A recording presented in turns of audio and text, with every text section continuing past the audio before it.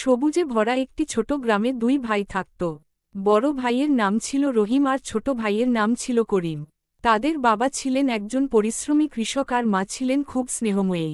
ছোট্ট সেই ঘরটিতে ভালোবাসা আর সুখের কোনো অভাব ছিল না। রহিম ছিল খুব দায়িত্বশীল। সে সব সময় বাবাকে জমির কাজে সাহায্য করত। করিম ছিল একটু ছোট, কিন্তু সে ছিল খুব বুদ্ধিমান আর হাসিখুশি। দুই ভাই একসঙ্গে মাঠে খেলত, নদীতে মাছ ধরত, আর সন্ধ্যায় বাড়ির উঠোনে বসে গল্প করত। একদিন তাদের বাবা অসুস্থ হয়ে পড়লেন। তখন রহিম আর করিম বুঝল যে এখন তাদেরই পরিবারের দায়িত্ব নিতে হবে। রহিম মাঠে গিয়ে চাষ করত আর করিম বাড়িতে মাকে সাহায্য করত। মাঝে মাঝে করিমও মাঠে গিয়ে বড় ভাইকে সাহায্য করত। একদিন ধান কাটার সময় রহিম অনেক ক্লান্ত হয়ে পড়ল।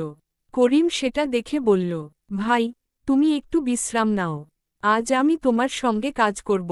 রহিম হাসল আর বলল, তুমি ছোট, তোমার কষ্ট হবে।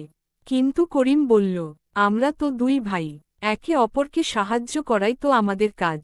তারপর দুই ভাই একসঙ্গে মাঠে কাজ করল। তাদের পরিশ্রমে সেই বছর অনেক ধান ফলল।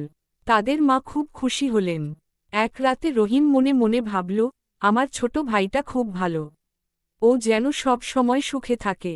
তাই সে নিজের ভাগের কিছু ধান চুপি চুপি করিমের ঘরে রেখে দিল। অন্যদিকে করিমও একই কথা ভাবছিল। সে ভাবল, আমার বড় ভাই সারাদিন এত কষ্ট করে, ওর বেশি ধান দরকার। তাই সে নিজের ধানের কিছু অংশ রহিমের ঘরে রেখে দিল। এইভাবে কয়েক রাত ধরে তারা দুজনেই একে অপরের ঘরে ধান রেখে আসত। কিন্তু কেউ বুঝতে পারছিল না ধান কমছে না কেন। এক রাতে তারা দুজনই ধান নিয়ে বের হল এবং মাঝপথে একে অপরকে দেখে ফেলল। তখন তারা সব বুঝে গেল। দুই ভাই একে অপরকে জড়িয়ে ধরে হাসতে লাগল। তাদের মা দূর থেকে সেই দৃশ্য দেখে খুব খুশি হলেন। তিনি বললেন, যে ঘরে ভাইয়ের প্রতি ভাইয়ের এত ভালোবাসা থাকে, সেই ঘরেই আসল সুখ থাকে। তারপর থেকে রহিম আর করিম সব কাজ একসঙ্গে করত এবং তাদের ভালোবাসার গল্প পুরো গ্রামে ছড়িয়ে পড়ল।